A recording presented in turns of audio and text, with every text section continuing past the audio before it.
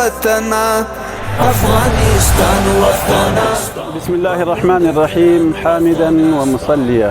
اما بعد، د کندهار ښاروالۍ د 1403 هجري شمسي کال د انکشافي پلانونو په لړۍ کې دا ځل د برېښنا کوټ څخه نیولې بیا تر کوتلې مرچي پورې دغه ساحه غواړي چې هغه خپل د ماستر پلان مطابق یې اساسي جوړ په اساسي توګه ورغوي، چونکې پر دغه سړک باندې شاولي کوټونه، نیش، غورک، میانشین، خاکریز او د روزګان ولایت ټولې ولسوالۍ هغه دا داخلي سړک دی، یعنی دا یو شریاني سړک دی چې دغه ټوله پر دغه باندې راځي. دغه ولایتونه، ولایات او ولسوالۍ هغه ښار ته داخلیږي.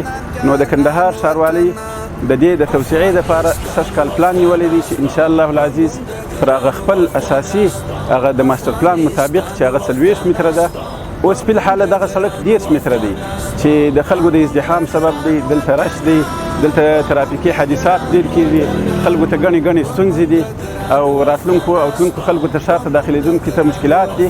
نو د کندهار ښاروالي د 1403 کال د انکشافي پلان په لړۍ کې یو دغه اساسي او مهمه او شریاني پروژه ده چې هغه انشاءالله العزیز دا د نن رسما د هغه موانع چې د دې پروژې په عملي کولو کې هغه شتون لري هغه د منځه وړي او انشاءالله العزیز په ډېر لږ وخت کې به دغه پروژه تطبیق او عملي شي. اوږدوالی خو نو د ولایت د مخ څخه نیولې، بیا په مابینځ کې دغه پل هم راځي، د ولې پل چې دا هم په اساسي توګه رغېږي، بیا ځي تر کوتلې مرچې پورې 9 کیلومتره دا ساحه ده، دا به ټوله په هغه اساسي ډول رغول کېږي. انشاءالله العزیز د کوتلې مرچې څخه نیولې تر اوسه پورې تر اډې پورې په 100 کې 80% هغه د منځه وړل شوي دي او نړېدلي دي.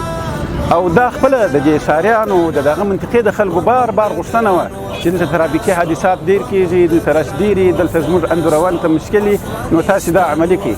نو انشاءالله العزیز اوس هم دا په حاله تقریبا روان دي. تاسې شاوخوا بیا وګورئ ټوله ساحې دي تقریبا 80% تخریب شوي دي. یعنی موږ کوشش کوو چې ډېر ژر دا پروژه تطبیق. هغه خلکو چې تر اوسه پورې هغو حرکت نه دی کړی، هغو ته خو مو توصیه دا ده چې خپل په خوښه، خپل په رضا زموږ انجینر صاحبانو چې تاسو ته کوم لیکې کښلي دي، کوم نښانونه یې کړي دي، د هغو پورې هغه خپل ملکیتونه وڅکوئ، یعنی هغه ساحه موږ ته خالي کړئ. نو کنه چې زموږ پلان تقریبا په 2 هفتې په 3 هفتې کې بیا عملي کېږي، نو بیا موږ هغه موانع د منځه وړو. عام خلکو ته دا پیغام دی چې دا د دې دپاره یو ډېر لوی زیری دی. الحمدلله دا به د کندهار دا ټوله نقشه وربدله کړي او ډېر یو ښایسته سړک وي، ډېر پراخ سړک وي او دا به په هغه طولي لکه اوس د کپتان مدد چوک ستر شهیدان چوک پورې چې څونه پراخه جاده ده، دا به هوبهو هغه رقم مستقیمه غټه پراخه جاده وي، ښه ښایسته به وي او چرۍ به ولري، ګروپان به ولري.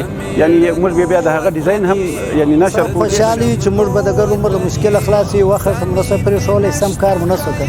اوس که یو وخت یو دوکان جوړوو که 2 جوړوو، هغه به بېغمه وي، دا مشکله به خلاص.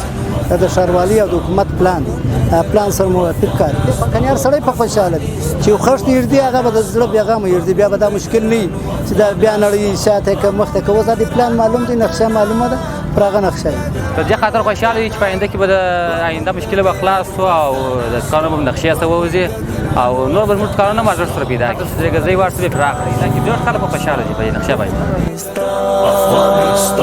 افغانستان